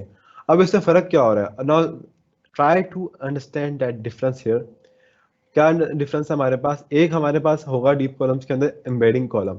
एम्बेडिंग कॉलम कौन सा होगा हमारे पास, जो हमने यहाँ पे पेयर बनाया था ऊपर, कहाँ बनाया था पेयर, हमने यहाँ पे बनाया था दोनों क्रॉस फीचर्स का भी हमने एक क्रॉस पेयर बनाया, दोनों क्रॉस फीचर्स का मजीद हमने क्रॉस पेयर बनाया। अब उन क्रॉस पेयर के अंदर हमने एम्बेडिंग भी की हुई है। ठीक है, तो वही काम हम यहाँ पे भी करेंगे। ठीक है, अब आप चाहो तो डायरेक्ट यहाँ पे वो भी यूज कर सकते हो। ये काम तो हमने ना सब सिंपल समझाने के लिए करा, असल काम अब यहाँ पे शुरू हो रहा है। तो हमने यहाँ पे डायमेंशन दे दिए 10, और यहाँ पे हमने क्रॉस फीचर्स को यहाँ इम्प्लीमेंट कर दिया कि भाई ये हमारे पास एफ सी क्रॉस के दोनों लोकेशंस के डबल क्रॉस है, एक तरीके से डबल डायमेंशन हमारे पास फॉर्म हो रही है। हमने डायमेंशन क्या कर दिए, 10 कर दिए। Now F C dot embedding columns, आप चाहो तो यहाँ पे सिंपल ये भी लिख सकते थे जो हमने यहाँ लिखा था, F D P D pair. कोई बस फर्क नहीं था इसके अंदर, आपको क्या करना था, बस यहाँ पे डायमेंशन 10 कर देनी थी एंड दैट्स इट, हमारा काम तब भी हो जाता। जो खैर एक ही बात है, मैंने यहाँ पे ये लिख दिया। Then what you have to perform here, आपको न्यूमेरिक कॉलम परफॉर्म करना है। अब न्यूमेरिक कॉलम कुछ भी नहीं करता, उसको जस्ट न्यूमेरिकली ट्रांसफॉर्म कर रहा होता है डाटा को हमारे इन अ सॉफ्ट मैनर। जरा मैं आपको दिखा दूं कि मैं कहना क्या चाह रहा हूँ बेसिकली। बल्कि डॉक्यूमेंटेशन से आपको समझ में नहीं आएगा, मैं आपको लेमन में समझा देता हूँ। अब यहाँ पे अगर आप देखोगे तो हमने कोई डाटा पास नहीं करा हुआ, सब हमने कॉलम का नेम पास किया हुआ है। अब कॉलम का नेम पास किया हुआ है तो हमारे हमको पता है कि भाई हमारे पास जितने भी हमारे पास कॉलम्स हैं, किन किन कॉलम्स के अंदर हमारे पास जो है एक नॉर्मल रेंज है। अब हमारे पास बड़े से डाटा के अंदर 34 33 हो, तो उसका मतलब ये नहीं कि हमारे पास 33.5 नहीं हो सकता। अगर उसको डायनामिक डेटा की नीड पड़ेगी तो वो 33.5 को भी वैलिडेट कर सकता है। That is why we are building here numeric column. और ये कुछ खास काम नहीं हो रहा है यहाँ पे, बेसिकली ये काम सारा डीप लर्निंग के अंदर खुद ही हो जाता है, लेकिन अभी हम मैनुअली करना पड़ रहा है because we currently are not using sequential API here. तो ये वाइड और डीप कॉलम का कंसेप्ट है। यहाँ पे आपने वन हॉट इनकोडिंग परफॉर्म की है just for a cross indication here. One hot encoding cross indication के लिए यूज होती है। ठीक है, और यहाँ पे हमने डीप कॉलम इस्तेमाल किया just for embedding columns here. Embedding columns और इंडिकेशन कॉलम्स आज हमारा इंट्रोडक्शन है। इनका बहुत अभी लंबा चलेगा, पूरा शायद महीने तक इसका कंसेप्ट है। सो इसमें आस्ते आस्ते आप एक्सपर्ट हो जाएंगे क्योंकि यही चीज़ मैं रोज एक्सप्लेन करूंगा। यही चीज़ में जब मैं रोज एक्सप्लेन करूंगा, within some time you can try to understand कि यहाँ पे काम क्या हो रहा है। So if everything goes weird, don't worry, it's going to be understandable in few hours और डेज। जैसे फर्स्ट डे आपको टेंसरफ्लो डॉट फर्स्ट वर्कशॉप आपको समझ में नहीं आ रही होगी, लेकिन अगर आज आप जाकर फर्स्ट वर्कशॉप खोलो तो आपको कहोगे तो बहुत आसान थी, इसमें क्या था, असल चीज़ तो आज पढ़ी हमने। ठीक हो गया। तो अब हमारे पास इनपुट कॉलम कौन से थे जो मेजर थे हमारे, पिकअप लॉन्गिट्यूड था, पिकअप लैटिट्यूड था, ड्रॉप ऑफ लॉन्गिट्यूड था, ड्रॉप ऑफ लैटिट्यूड था, और क्या था हमारे पास, पैसेंजर काउंट था। यही 5 इंपॉर्टेंट हमारे पास क्या थे, कॉलम थे। अब हमने आपको डायमेंशन 10 दी दी थी क्योंकि उसको स्क्वायर कर दिया एक तरीके से, या 2 कर दिया बेसिकली, 5 × 10 हो गया। क्यों, क्योंकि क्रॉस फीचर बन रहे थे तो मैंने डायमेंशन वहाँ पर 10 फॉर्म कर दी।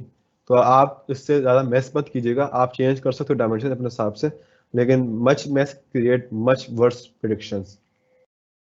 अच्छा, अब जैसे हमने कल इनपुट फॉर्म किया था, यहाँ पे हमने इनपुट फॉर्म कर दिया, कॉलम नेम हमने यहाँ पे लिस्ट कॉम्प्रिहेंशन इस्तेमाल कर दिया। आज हम एक नया मेथड इस्तेमाल कर रहे हैं, input name is equal to column name shape float 32। ठीक है, हम चाहते तो सारा सिंपल ये लिख सकते थे, for column name in input columns, एक ही बात थी, लेकिन हमने यहाँ पे डिफरेंट कहानी करी।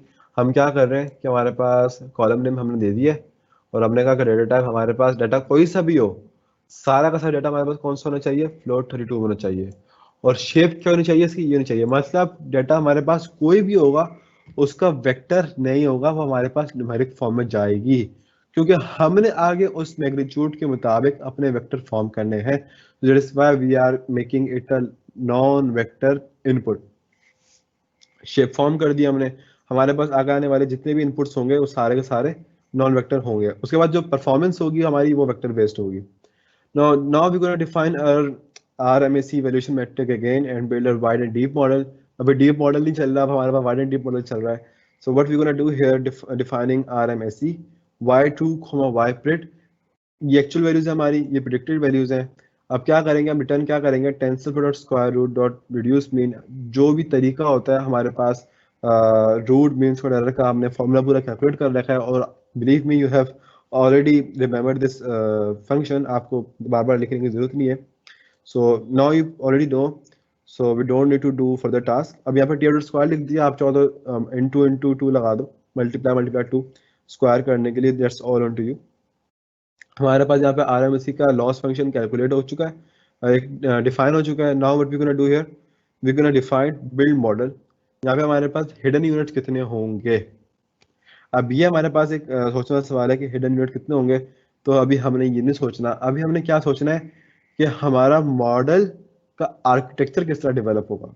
ठीक है, अभी हमारे ऊपर है कि हम कितने हिडन यूनिट्स डालें। ठीक है, हम हमारा इससे कोई मतलब नहीं है कि 10 डालें, 20 डालें, 50 डालें, लेकिन हमारा मेथड इतना जनरलाइज होना चाहिए कि जितने भी हम डालें उसके हिसाब से आर्किटेक्चर फॉर्म कर दे।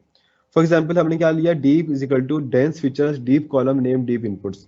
ठीक हो गया, यहाँ पे हमने इनपुट्स मेंशन कर दिया है, जो कि हमारे पास कहाँ से आ रहा है, यहाँ से आ रहा है। ठीक हो गया, यहाँ पे क्या हो रहा है हमारे पास, बेसिकली फंक्शन यहाँ पे आके ये डुअल फंक्शन कहलाता है, लेकिन इसको ज़्यादा मत जाइएगा। ये हमारा पास सेकंड पैरेंथेसिस है, यहाँ पे हम इनपुट पास कर रहे हैं, यहाँ पे हम उसका फॉर्मेट पास कर रहे हैं कि इनपुट का करना क्या है। हमारे पास डीप कॉलम कौन से होंगे और उनको नाम क्या देना है, आपने डीप यूनिट नाम देना है। तो आप चाहो तो इनपुट इसके अंदर भी दे सकते हो, बाहर दे सकते हो, दैट्स ऑल ऑन यू। चल हमारे पास यहाँ पे इनपुट के अंदर इनपुट आ रहा है फर्स्ट ऑफ ऑल। अब डीप कॉलम हमारे पास इनपुट डिफाइन कर रही है और हमने नेम दे दिया डीप। अब इनपुट से आगे क्या होता है हमारे पास, हिडन लेयर्स। अब हिडन लेयर के अंदर हमने क्या बोला, for num nodes in deep hidden units. अब हमारे पास नंबर ऑफ नोड्स कितने हैं ये हमें मालूम नहीं है, तो हमें जनरलाइज करने के लिए क्या बोला, for num nodes in deep DNN hidden units. अब जो लिस्ट हमारे पास होगी, जो आगे जाके हम फॉर्म करेंगे, उसमें फॉर एग्जाम्पल हमारे पास 5 और 10 होगा, तो 5 हमारे पास 10, हमारे पास दो हिडन लेयर बन जाएंगी, एक 5 है एक 10। एक हिडन लेयर के अंदर 5 न्यूरॉन्स होंगे, मतलब 5 यूनिट्स होंगे, और सेकंड हिडन लेयर के अंदर हमारे पास 10 न्यूरॉन्स होंगे, मतलब 10 यूनिट्स होंगे। तो अभी हम जनरलाइज मेथड को देखते हुए चलते हैं। Deep is equal to dense num nodes, और आप हमें एक्टिवेशन फंक्शन कौन सा डाल दिए, रेलू। अब नम नोड से हमारे पास क्या बेसिकली डिफाइन हो रहा है, नम नोड से कुछ नहीं डिफाइन हो रहा, या नम नोड से हमारे पास नंबर ऑफ करंट नोड्स जो हमारे पास लिस्ट में होंगे वो डिफाइन हो रहा है, और आगे हमने यहाँ पे दे दिए डीप। अब ये चीज ना बहुत इंपॉर्टेंट, यहाँ पे डीप क्यों लिखा हमने, डीप इसलिए लिखा है बिकॉज अगर हम यहाँ पे इसको डीप के बगैर फॉर एग्जांपल असाइन करा रहे होते तो इनपुट हमारे पास खत्म हो जाता। अब हमें इसमें, अब इनपुट के अंदर हमारे पास इनपुट्स तो आ गया, मतलब एक हमारे पास जो इनपुट लेयर थी, एक फर्स्ट डीप लेयर थी हमारे पास, डेंस फीचर्स की लेयर थी, उससे हमने इनपुट को इनपुट ले लिया। लेकिन यहाँ पे हमने कहा इनपुट लेयर को इनपुट ही लेना ऑफ कोर्स। तो यहाँ पे जो हमारे पास डेंस हिडन लेयर है, यहाँ पे हमने क्या किया, हमने जो पुरानी डीप लेयर थी उसको, जो हमने यहाँ पे बनाई थी ऊपर, उसको भी इनपुट ले लिया है। अब जब हमने इसको इनपुट ले लिया तो अब क्या हुआ हमारे पास कि इधर जो था अपडेटेड डीप डीप लेयर बन गई है, जिसके अंदर हमारे पास एक हिडन लेयर भी होगी और एक इनपुट लेयर होगी। ये नॉट फिर दोबारा चलेगा, फिर इसके अंदर जब अगर दो हमारे पास डीप लेयर हों तो बाद में 3 हो जाएंगी, मतलब इसमें बेसिकली अपेंड होती रहेंगी, इनपुट से डीप, डीप से एक और डीप, डीप से एक और डीप, डीप से एक और डीप। तो ये काम हमारा चलता रहा। ये काम करा हमने अपने डीप कॉलम्स के लिए, अब यही काम हमको करना होगा अपने वाइड कॉलम्स के लिए। Now let's see that same कुछ नहीं होगा, क्या होगा, wide is equal to dense features, हमने यहाँ पे वाइड कॉलम्स मेंशन कर दिए जो कि हमने ऊपर किए थे, wide columns comma name wide inputs. अब यहाँ पे हमारे पास वही इनपुट्स आ रहे हैं, लेकिन जो हमारे पास एक आर्किटेक्चर होगा ना इनपुट्स का, जो कि हमने बेसिकली फॉर्म किया by using cross function and one recording technique, तो हमारे पास उस बेस के हिसाब से हमारे पास wide part of model design हो रहा है। तो हमने यहाँ पे वाइड ले लिया, फिर हमने क्या करा, अब डीप और वाइड को कंबाइन करना है। अब कंबाइन कैसे होंगे ये, ठीक है, अब पैरेलल तो काम नहीं करना ना, हम इनको काम पैरेलली हो रहा होगा, लेकिन कंबाइन कैसे करें मॉडल के अंदर। अभी तो नहीं ना, मॉडल पहले डीप कैलकुलेट करेगा फिर वाइड कैलकुलेट करेगा, मॉडल को सारी चीजें साथ साथ सीखनी है कि भाई पेंगुइन के पास नहीं है, पेंगुइन के पास है लेकिन वो उड़ नहीं सकता, ठीक है, एक डक के पर है कि वो सिर्फ इतना उड़ सकता है फॉर एन एग्जाम्पल, लेकिन अगर किसी बोले तो उसके पर है लेकिन वो बहुत अच्छा उड़ सकता है और बहुत फास्ट उड़ सकता है, एक ईगल है वो बहुत अच्छा उड़ सकता है और बहुत फास्ट उड़ सकता है। So these are some things, तो ये उसको साथ साथ लेके चलनी पड़ेंगी। तो now we have to concatenate both parts of a model. बहुत आसान तरीका से कॉन्कैटिनेट करने का, what we have to do here, deep और वाइड हमने इनपुट में पास कर दिया in a form of a list, और नेम क्या कर ले दिया हमने उसको कंबाइंड, नेम हमारे अंडरस्टैंडिंग के लिए, और ताकि कभी अगर हम इनपुट लेयर्स को विजुलाइज कर रहे हो या इनपुट लेयर की समरी चाहिए हो मॉडल की, तो हमें पता हो कि आर्किटेक्चर के अंदर इस लेयर का नाम क्या है। आप या तो इनपुट H1 H2 भी कर सकते थे सिक्वेंशियल के अंदर, यहाँ पे हम थोड़ा काम कॉम्प्लेक्स कर रहे हैं तो हमने इसको और कॉम्प्लेक्स नेम देने की कोशिश की है, ताकि आपकी अंडरस्टैंडिंग में हो कौन से हमारे पास डीप यूनिट्स है कौन से हमारे पास वाइड यूनिट्स है।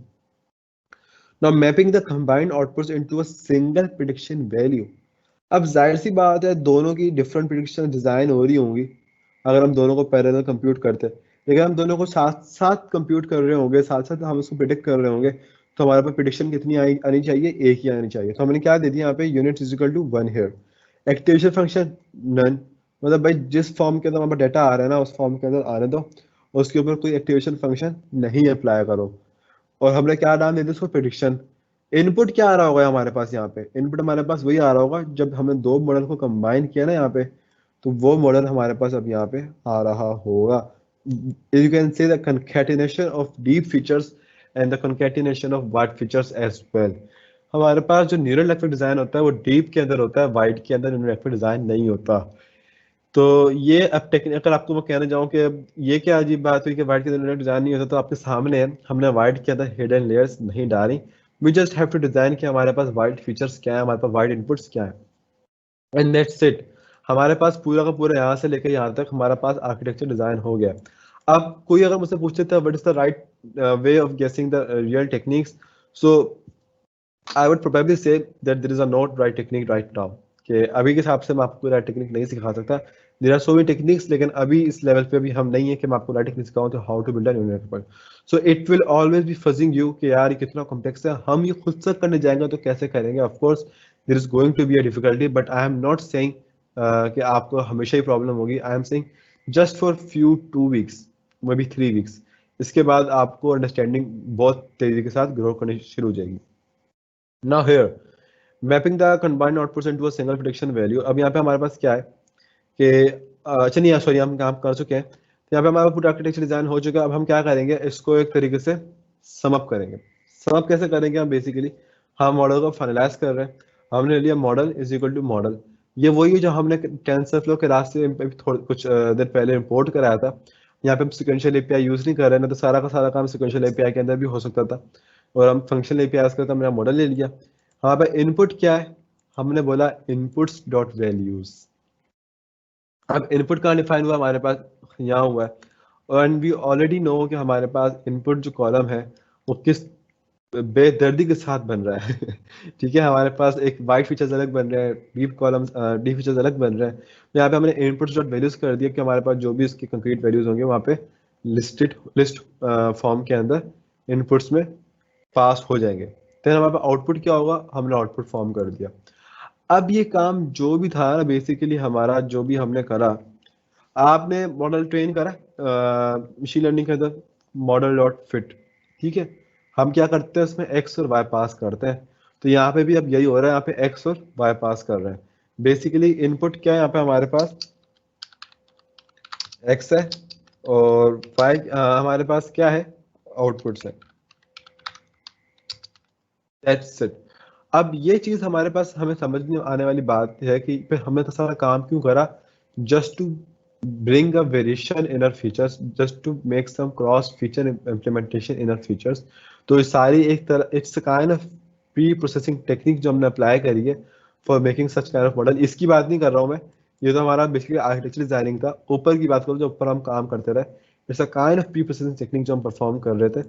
और अब जाके हमारा, क्योंकि हम अपने न्यूरल नेटवर्क के हिसाब से अपने फीचर्स को रेडी कर रहे थे, and now since our features are ready, तो हम यहाँ पे क्या कर देंगे, अपना मॉडल को डिफाइन कर रहे हैं। अभी हम मॉडल हमारा फिट नहीं हो रहा, डिफाइन हो रहा है, और फिर हम क्या कर रहे हैं, हम उनका कंपाइलेशन इवेल्यूएशन मेंशन कर रहे हैं कि जब मॉडल कंपाइल हो रहा हो, जब मॉडल ट्रेन हो रहा हो, साथ हमारे पास कंपाइलेशन इवेल्यूएशन भी मालूम हो रही हो कि कंपाइलेशन कैसे हो रही हो, कि हमारी ऑप्टिमाइजेशन टेक्निक जो होगी वो एडम होगी, ठीक है। लॉस फंक्शन हमारा कौन सा होगा, एमएसई होगा, और मैट्रिक्स हमारे कौन से होंगे, आरएमएसई होगा और एमएसई दोनों ही होंगे। अगर हम एमएससी मेंशन ना भी करें ना, तो हमारे पास एमएससी दोनों जगह पे मेंशन हो रहा होगा, लॉस में भी हो रहा होगा, but just for the safe side हमने यहाँ पे मैट्रिक्स के अंदर भी एमएससी मेंशन कर दी, बिकॉज हम दोनों इन दोनों से कंपेयर कर रहे होंगे। नाउ रिटर्निंग मॉडल हेयर, यहाँ पूरा आर्किटेक्चर बना, मॉडल यहाँ पे हमारे पास फाइनलाइज हो गया, यहाँ पे हमारा मॉडल कंपाइल हो गया, और यहाँ पे हमारा मॉडल रन हो गया। क्या नाम था इसका, बिल्ड मॉडल। इसमें सिर्फ हमें हिडन यूनिट्स पास करने हैं। अब these were the preparations for building a model, for building a loss functions, जो हम पहले करते थे। लास्ट टाइम हमने हमेशा डिफाइन कंप्यूट ग्रेडियंट्स किया था, आज हमने पूरा मॉडल ही खुद से डिफाइन किया। So still by using, still with the use of Keras हमने ये काम थोड़ा बहुत स्क्रैच से करना पड़ा है, थोड़ा बहुत। ऑलराइट, तो अब हम यहाँ पे डिफाइन करेंगे हिडन यूनिट्स, क्योंकि अब हमें करना अपना मॉडल ट्रेन। तो अब हम हिडन यूनिट्स डिफाइन करेंगे। हमने अपना बोला हमारे हिडन यूनिट्स कितने हैं, 10/10। Calling the build model here. अच्छा, ये बहुत इंटरेस्टिंग चीज़ है जो भी आप देखने जा रहे हो। हिडन यूनिट्स हमारे कितने हैं, 10,10। तो कॉलिंग द बिल्ड मॉडल, हमारा बिल्ड मॉडल क्या है जो हमने ऊपर डिफाइन किया है, हमने इसमें पास कर दिया कि हमारे जो हिडन यूनिट्स हैं कितने, 10/10। जस्ट आप चाहो तो सेम ये वैल्यू यहाँ पे भी लिख सकते हो, कोई फर्क नहीं पड़ेगा ऑफ कोर्स। तो हमारे पास अब मॉडल के अंदर हमारे पास वो वैल्यू चली गई। अब हमारा मॉडल यहाँ पे बिल्ड हो चुका है। अब क्या बाकी रह गया, ट्रेन करना बाकी रह गया। तो अब हम क्या करेंगे, बेसिकली हमने बोला कि भाई पहले मॉडल को विजुलाइज कर लो। ये आप हर मॉडल पे यूज कर सकते हो वैसे तो, लेकिन चलो मॉडलाइज विजुलाइज करके देखते हैं कि हमारा मॉडल काम किस तरीके से कर रहा है, ताकि आपकी अंडरस्टैंडिंग और अच्छी बने। For example, pickup longitude input layer, drop of latitude input layer, drop of longitude input layer, passenger count input layer, pickup latitude input layer. हमारे पास ये इनपुट्स लेयर के अंदर सारा का सारा डेटा आ रहा है। फिर हमारे पास एक डीप इनपुट्स है, एक वाइड इनपुट्स है। अब आपने देखा क्या हो रहा है, जितना भी इनपुट आया अब वो बेसिकली डीप इनपुट में भी जा रहा है और वो वाइड इनपुट में भी जा रहा है, ठीक है। वाइड इनपुट के अंदर उसके अलग से क्रॉस सेक्शन डिजाइन हो रहे होंगे, और डीप इनपुट के अंदर उसके अलग से क्रॉस सेक्शन डिजाइन हो रहे होंगे। डीप इनपुट के अंदर हमारे पास दो डेंस लेयर है, एक डेंस 2 के नाम से आ गई, एक डेंस 3 के नाम से आ गई। डेंस 1 ये एज्यूम हो रही होगी ऑफ कोर्स। अब इसके बाद हमारे पास यहाँ से डायरेक्ट डाटा आ रहा है विदाउट एनी हिडन लेयर, और कहाँ पे आ रहा है, कंबाइंड कॉन्कैटिनेट के अंदर। अब कंबाइंड कॉन्कैटिनेट के अंदर फाइनल इवेल्यूएशन होने के बाद कहाँ पे जा रहा है, प्रिडिक्शन में जा रहा है। So this is the paradigm जो हमने बनाया इतना टाइम स्पेंड करने के बाद। So this is our model made by Keras function API. अब इसको हम करेंगे train. What we have to do, ये इसको छोड़ दें, ठीक है। बेस्ट है हमारा 1000 है पहले की तरह। नंबर ऑफ ट्रेनिंग एग्जाम्पल कितनी होंगी हमारी, 10,000 into 5, क्योंकि हमारी टोटल एग्जाम्पल, फॉर एग्जाम्पल इतनी बन रही है टोटल हमारी पास। नंबर ऑफ इवेल्यूएशन हमारी 50 बनेंगी, सारा कैलकुलेटेड है। How many times to evaluate, और नंबर ऑफ इवेल्यूएशन एग्जाम्पल कितनी बनेंगी हमारे पास, 10,000, enough to get a reasonable sample. तो इवेल्यूएशन और ये हमारे पास number of training example 10,000 into 5 है। सो लेट्स सी, हम अपने डेटा सेट को अब इंपोर्ट कर लें। अब तक हमने अपने डेटा सेट को इंपोर्ट नहीं करा था, अब तक हमने सारी की सारी तैयारियां की थी। So now it's time to welcome a data set into our Colab, ठीक है। So here train data set by using data set here, pattern बना दिया। पैटर्न के अंदर मैंने असाइन कर दिया यूआरएल अपना जो मेरे ड्राइव में पड़ा हुआ है डेटा, मैंने बेस्ट सर्च कर दिया, और मेरा मोड क्या है, ट्रेन है। अगर मैं इसको मेंशन ना करूं तो क्या है, कोई फर्क नहीं पड़ता, बिकॉज ये बाय डिफॉल्ट है। इंशाल्लाह नेक्स्ट वर्कशॉप में इसको मैं मेंशन नहीं करूंगा। अब आई होप कि आपको ये सब चीज़ें याद रहें। सो ऑलराइट, अब यहाँ पे मेरे पास ट्रेन वैलिड डाल दिया है, यहाँ पे मैंने अपने पास ट्रेन टेस्ट डाल दिया है, टेस्ट सेट, और यहाँ पे वैलिडेशन सेट डाल दिया है, और यहाँ पे मैं ट्रेनिंग की नेट से डेटा सेट को क्रिएट कर रहा हूँ, यहाँ पे मैं इवैल्यूएशन की नेट से डेटा सेट को क्रिएट कर रहा हूँ। यहाँ पे मैंने मेंशन भी कर दिया कि भाई take number of evaluation example divided by 1000, जिस तरीके से हमने लास्ट टाइम किया था for creating an evaluation data set. This is all by calculation आप भी कर सकते हो यार। क्या बैच जगह हमारा 1000 है तो मतलब एट ए टाइम हमारे पास 1000 सैंपल जाएंगे तो इतनी आइटरेशंस बनेगी हमारी। अब एक ही पॉक के तो फिर हमारे इतने स्टेप्स बनेंगे, तो ये कैलकुलेशंस आप लोग खुद भी कर सकते हो if you know the number of samples. अब करेंगे हम अपने मॉडल को ट्रेन। किस तरह करेंगे? स्टेप्स पर इपॉक हमारे कितने, हमने बोल दिया number of 10 examples. Number of 10 examples हमारे कितने थे? नंबर ऑफ 10 एग्जांपल्स हमारे इतने थे, हमारे पास 50,000। और उसके बाद मैंने बोला batch size into number of evaluations, 50 into batch size. तो आई गेस 50 ही हमारा बन रहा होगा eight the and. I can say number of, नहीं, स्टेप्स पर इपॉक हमारा 1 बन रहा होगा, यस। तो बैच साइज हमारा क्या हुआ? 1000, और यहाँ पे हमारी वैल्यू थी 50, और यहाँ पे भी हमारी वैल्यू क्या थी? 50,000 थी। तो 50,000 को डिवाइड करोगे अगर 50,000 से हमारे पास क्या बनेगा? स्टेप्स पर इपॉक 1 बनेगा। मतलब एक इपॉक का एक ही स्टेप चल रहा है, थोड़ा हार्ड होगा तो मतलब एक एक इपॉक टाइम ले रहा होगा इसमें भी, but still we are having 1। अच्छा, आउट डायरेक्टरी क्या है हमारे पास? जो भी हमारे डाटा होगा लॉग्स वगैरह के, जिसके लिए भी हमने उसके लिए आउट डायरेक्टरी दे दी है कि हमारा सारा का डाटा ट्रेन हो गया, यहाँ पे लॉग्स अपने बनाते रहो। फिर हमने बोला shutil dot R M tree, path दे दिया हमने उसका आउट डायरेक्टरी का। तो हमने कहा इग्नोर एरर्स ट्रू, तो अगर कोई बीच में एरर आ जाए तो इग्नोर कर देना भाई, इसको अभी हमारे पास डील नहीं करना हमने। खैर हमारा ऐसा कोई इरादा नहीं है ये, अगर आप ना भी लिखो ना तो कोई फायदा नहीं है, just for professional working format के लॉग्स हमारे पास जनरेट होने चाहिए। देन हेयर हमने यहाँ पे, क्योंकि ये हमें डायरेक्टली मेंशन करनी थी ताकि हमारे जितने भी कॉल बैक्स हों टेंसरफ्लो के, वो हमारे पास यहाँ पे आउटपुट जनरेट हो जाए। लॉग टीएक्सटी की फाइल बनती है आई गेस, जो जिसकी भी फाइल बने वहाँ पर लॉग्स में हमारे पास आ जाएंगे हमारे मॉडल में लॉग्स क्या आते हैं। History is equal to model dot fit. अब ये हमने क्यों करा? हम चाहते तब सिंपल ये भी लिख सकते थे, सिंपल ये लिखते तब भी हमारा मॉडल ट्रेन हो जाता, हमें कुछ असाइन कराने की जरूरत नहीं थी। लेकिन हिस्ट्री से क्या होता है कि हमारे पास जो हिस्ट्री होगी ना मॉडल की, वो हिस्ट्री में असाइन हो जाएगी। मॉडल फिट किया हमने, एक्स में पास कराया ट्रेनिंग डेटा सेट, स्टेप्स पर इपॉक दे दिया हमने कितने, जितने हमारे स्टेप्स पर इपॉक थे। फिर हमारे पास नंबर ऑफ इपॉक्स कितने थे, जितने नंबर ऑफ इवैल्यूएशंस हमारे ऊपर बनी, ठीक है, ऊपर यहाँ पे, ठीक है 50। ये हमने खुद से इनके लोग बना ली। फिर वैलिडेशन हमारे पास कितनी थी कि वैलिडेशन डेटा जो हमारे पास ऊपर बना, कहाँ बना हमारे पास वैलिडेशन डेटा? अगर मैं आपको दिखाऊं, if you in case forgotten that, अरे अभी तो बनाया था, ज़्यादा ऊपर चलेगा, यहाँ पे बनाया था, ठीक है।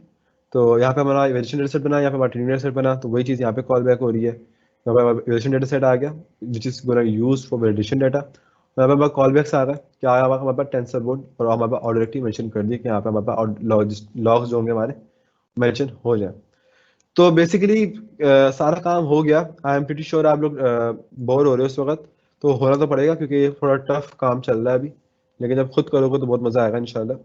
सो let's train our model and meanwhile let me see Q&A, क्योंकि आज मैंने पूरा दिन कोई क्वेश्चन नहीं देखा। अच्छा, Hamza has a question, can we create more layers of deep and wide? Yes of course, as much as you want, जितने मर्जी बना दो, इससे फर्क नहीं पड़ता। फर्क ये पड़ता है कि आपका आर्किटेक्चर कितना अच्छा कंप्यूट कर रहा है। हाँ, ज्यादा लेयर्स बनाने से, ज्यादा कॉम्प्लेक्सिटी क्रिएट करने से आपका मॉडल कॉम्प्लेक्स हो जाएगा, तो मतलब ज्यादा कंप्यूटेशन रिक्वायर कर रहा है in the training as well, in the prediction as well. तो एज कंप्यूटिंग की तरफ अगर हम देखें तो in that scenario we just have to deal with some kind of simplicity. तो अभी हम लोग सिंप्लिसिटी से डील कर रहे हैं। तो और अभी हमारा मॉडल बिल्कुल हाई एंड परफेक्ट नहीं है, विच इज़ मीन कि अगर हमारा मॉडल हाई एंड परफेक्ट नहीं है तो हमारा एक्यूरेसी भी हाई एंड नहीं आएगी। और अभी हम एक्यूरेसी डिटेक्ट भी नहीं कर रहे, हम जैसे ग्राफ देखेंगे and we gonna and the workshop, because otherwise workshop is going to be very bit long. 9:30 is our ending time. So for now, अगर किसी को मजीद कोई questions हैं, so ask me any question. हम जब also a lot time ago, is everything fine? I didn't think that yesterday's session. Yeah, it's all fine. बस थोड़ा सा busy था, कुछ projects थे जो मुझे बनाने थे urgent time. So I was building that. I was also building Galip Poetry Generation. That's an experimental project कि शेक्सपियर के ऊपर तो बना हुआ है, सो मैंने सोचा गालिब के ऊपर ही बनाऊं। गालिब की जो शायरी होगी वो मैं मशीन लर्निंग मॉडल को दूंगा, और मशीन लर्निंग मॉडल एक अनसीन, उसको देखते हुए एक अनसीन गजल तैयार करेगा, एक गजल तैयार करेगा उन्हीं शेर से सीखते हुए, जो गालिब के शेरों में उनसे सीखते हुए, जो पहले कभी वजूद में नहीं थे। So that is going to be an experiment. Let's see how much time it takes. कल मैंने थोड़ा सा काम किया था तो मुझे पता था डेटासेट चाहिए। डेटासेट के लिए मुझे 6 घंटे लग गए एक वेब स्क्रैपिंग टूल बनाने के लिए, ताकि मेरे 1 महीना बच जाए। तो मैं आगे जाके वही मॉडल जो है गालिब के लिए भी कर सकता हूँ, मीर तकीमीर के लिए भी कर सकता हूँ, just in 15 minutes for all. तो I am gonna share with that soon as well on my repository. हो सकता है उसको मैं लाइव कर दूँ वेबसाइट के ऊपर, so you will be getting it and you will be using it and let me know how is working. Alright guys, any question? Rohit Ali Khan said कि सर आउटपुट लेयर में क्वेश्चन फंक्शन यूज क्यों नहीं किया, एक बार फिर बता दें, और अगर हम लीनियर यूज करें तो क्या इम्पैक्ट पड़ेगा? कोई इम्पैक्ट नहीं पड़ेगा। आप लीनियर यूज करें, आपका डेटा सेट लीनियर ही फॉर्मेट में आएगा। लेकिन अभी हम ने इसलिए यूज नहीं करा क्योंकि हम लीनियर यूज करता तो मैं आपको थोड़ा सा और लंबा लेके चलता। लीनियर यूज करके हमारा डेटा सेट लीनियर के अंदर आता ना, क्योंकि फ्लक्चुएशंस इसकी एक असल रीजन है। अभी जब हम डेटा सेट को, हमारा मॉडल अभी ट्रेन हो चुका है, मॉडल हमारा ट्रेन हो गया है, तो मैं आपको उसका कंसेप्ट दूंगा कि फ्लक्चुएशंस कैसे आती है हमारे पास इस काइंड ऑफ सिनेरियो के अंदर, कि हमारा डेटा सेट इस काबिल नहीं था कि हम आसान डेटा सेट लिए इस दफ़ा। तो जब फ्लक्चुएशंस आ रही थी ना, तो हमारा लीनियर डेटा सेट तो बिल्कुल भी डील नहीं कर पाता फ्लक्चुएशन से। फिर हम शायद सिग्मॉइड या दूसरी एक्टिवेशन फंक्शन इस्तेमाल कर रहे होते हैं या कुछ भी कर रहे होते हैं। So we keep it normal, जो भी डेटा हमारे पास जिस फॉर्मेट में आ रहा है वो उन्हीं फॉर्मेट के साथ आगे डील करता हुआ ले जाए। So let's see. वैसे भी डेटा हमारे पास रेलू के अंदर से ही आ रहा है, तो it will be a kind of in a linear format too. अब हमें अप्लाई इसलिए भी नहीं करा आउटपुट के अंदर एक्टिवेशन, कि हम चाहते तो लीनियर लगा देते, but linear can be negative as well. ये मेरे दिमाग में कल एक बात आई कि linear can be negative as well, लेकिन वैल्यू जो है नेगेटिव नहीं हो सकता। तो आपकी जो प्रेडिक्शंस है वो नेगेटिव नहीं हो सकती, क्योंकि फेयर अमाउंट तो पॉजिटिव होगा। तो उस सिनेरियो के अंदर जो डाटा है हमारा पीछे वैल्यू से ही आ रहा है, तो उसको लीनियर में कन्वर्ट करने की जरूरत ही नहीं, कि बिना जब मॉडल बोले यार चलो थोड़ा सा देख लो, अगर गुंजाइश होगी तो नेगेटिव में भी ले जाओ, नहीं, हमें वैल्यू ही चाहिए, हमें पॉजिटिव डेटा चाहिए। तो that's why I haven't used linear. You can use linear and let me know कि कितना डिफरेंस डिजाइन हो रहा है, और दोनों के ग्राफ एक कोलाज बना के एक डिस्कॉर्ड पे शेयर कर सकते हो। I will love to see that. Simple आपको क्या करना है कि एक्टिवेशन फंक्शन की जगह आपने लीनियर लिख देना और कुछ भी नहीं करना। That's it. ऑलराइट, मॉडल हमारा ट्रेन हो गया। अब हमने आरएमएससी कॉलम्स ले लिया हमारे पास एक ये है और एक हमारे पास ये है। ठीक है, ये हमारे पास वो डाटा है जो यू कैन से आरएमएससी जो हमारे पास रूट मीन स्क्वायर्ड एरर्स था। इधर इधर इधर किधर किधर किधर इधर नहीं, सॉरी, जो हमारे पास अभी जनरेट हो रहा होगा, for example, just for example, हाँ इधर ये रहा है भाई, मुझे नज़र नहीं आ रहा था, ये रहा। ठीक है, आरएमएससी इधर ये रहा, और वैलिडेशन आरएमएससी यहाँ पे हमारे पास ये आ गया। ठीक है, तो ये रूट मीन्स का एरर्स हमारे पास वैलिडेशन उसके ऊपर भी है और ट्रेनिंग सेट के ऊपर भी, तो हम देखेंगे अब उससे फर्क क्या पड़ेगा हमारे पास, कि हम देखेंगे कि हमारा मॉडल कितना एक्यूरेट है। तो अगर हम इसको रन करें एक दफ़ा,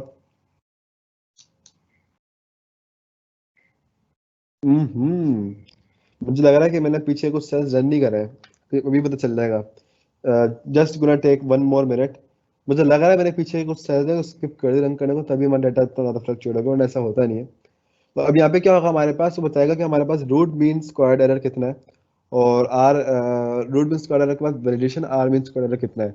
मतलब ट्रेनिंग के वक्त आर मीन स्क्वायर्ड एरर कितना जनरेट हो रहा था, और वैलिडेट करने के बाद, चेक करने के बाद कि कितना हमारे पास डाटा वैलिडेट हो रहा है, उस वक्त आर मीन स्क्वायर्ड एरर कितना है। अगर ये दोनों आपस में बराबर हो जाए तो इट मीन्स कि हमारा मॉडल ने काफ़ी अच्छा काम किया। लेकिन अगर ये दोनों बराबर हो गए, लेकिन प्रिडिक्शन जो कि हमारा टेस्ट आरएमएससी होगा, जो कि अभी हम नहीं परफॉर्म कर रहे हैं, आगे आने वाले वर्कशॉप्स कर लेंगे, उसमें अगर डिफरेंस अच्छा खासा है तो it means still we are having a huge gap. हमें या तो अपना वैलिडेशन डेटा सेट को थोड़ा डिफरेंट बनाना पड़ेगा। ये फ्यूचर टेक्निक्स होगी जो हम आगे जाके अप्लाई करेंगे। So just gonna wait 1 more minute। Model trainer में टाइम लगा रहा है, 16 इपॉक्स हो गई हैं। So guys, any question if you are having?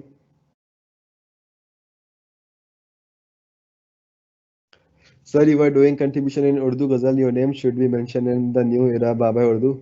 Who contributed in Urdu by using machine learning models? Yes, बिल्कुल बिल्कुल, इंशाल्लाह देखते हैं.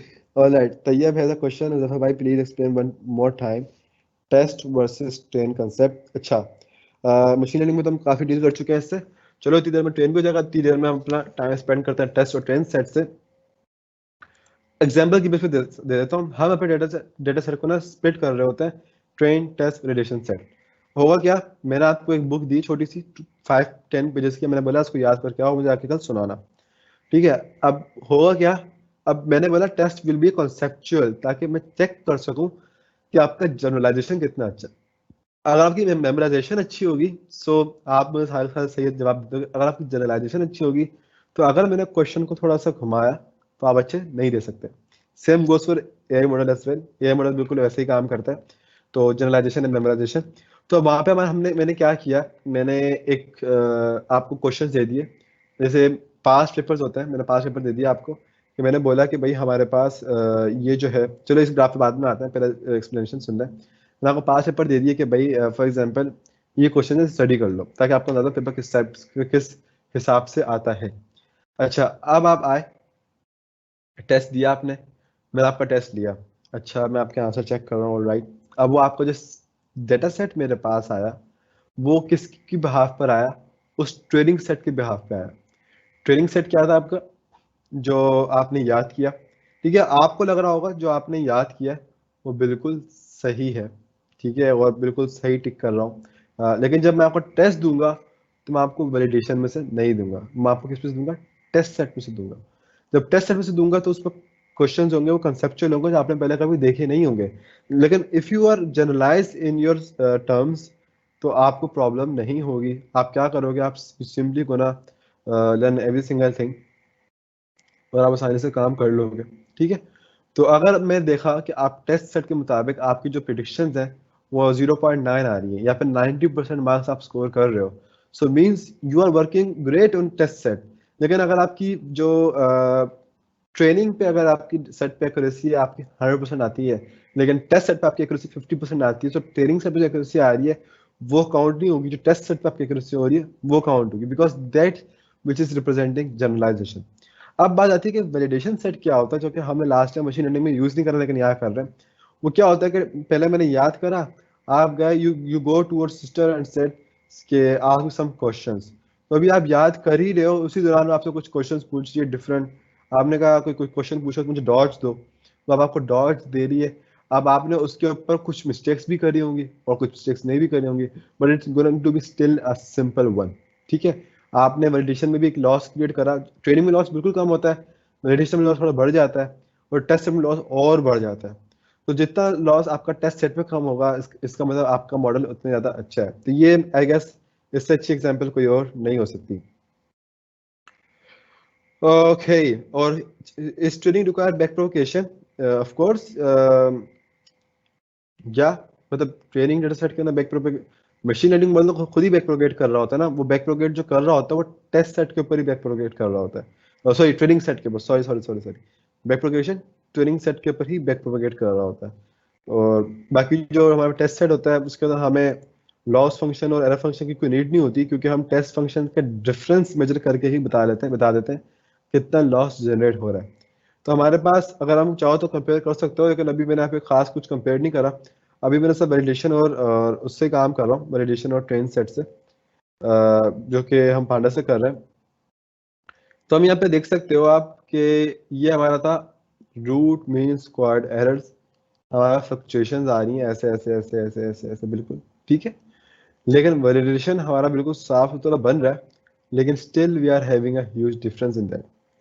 ठीक है, अब इसका मतलब क्या है कि हमारा root mean squared at the end ये है, कम यहाँ हुआ. मतलब बीच में ट्रेनिंग के वक्त, क्योंकि हमारा डेटा सेट फ्लक्चुएट कर रहा था ना, तो थोड़ा बहुत ट्रेनिंग के वक्त ऊपर नीचे बन रहा था. लेकिन अगर हम देखेंगे 50 इपॉक्स के बाद हमारा जो डिफरेंस था वो कितना बन रहा है, तकरीबन आई गेस लेस देन 10 बन रहा है. तो अगर हम यहाँ देखें लास्ट इपॉक पे, तो रूट मीन स्क्वायर्ड हमारे पास 9.7325 बन रहा है. लेकिन वैलिडेशन रूट मीन स्क्वायर्ड हमारे पास क्या बन रहा है, 10.6092 बन रहा है, जो कि अच्छा खासा है. इतना खासा डिफरेंस है हमारे पास. क्यों? क्योंकि वैलिडेशन में डिफरेंस है। और अगर आप इसको कंपेयर कर दो, you can do it by yourself as well test set से, so you gonna see a huge difference in this as well कि यार अच्छा मेरी एक्यूरेसी इतनी कम है। अभी तक मैंने एक्यूरेसी नहीं निकाली क्योंकि अभी हम लोग अपने मॉडल को इवेल्युएट नहीं कर रहे। अभी जब हम कंपाइल कर रहे हैं, आगे जाके हम करेंगे मॉडल को इवेल्युएट, तो वहाँ पे हमारे पास मॉडल की एक्यूरेसी भी कैलकुलेट हो रही होगी। अब अभी हमारे पास एक्यूरेसी क्यों नहीं आ रही? Because it's not a good practice to try to calculate accuracy in linear regression, if you remember it from machine learning techniques. तो एक्यूरेसी बेसिकली हमारे पास कहाँ से आती है? क्लासिफिकेशन मॉडल के पास से आती है। So will see that in classifications. अभी हम तो रिग्रेशन से डील कर रहे थे। So if there is any question for today's, so you can ask me right away, or we're gonna end our workshop. All right, we're gonna see you tomorrow, or not tomorrow, we're gonna see you on Monday, and that's all. Allah Hafiz. Bye bye.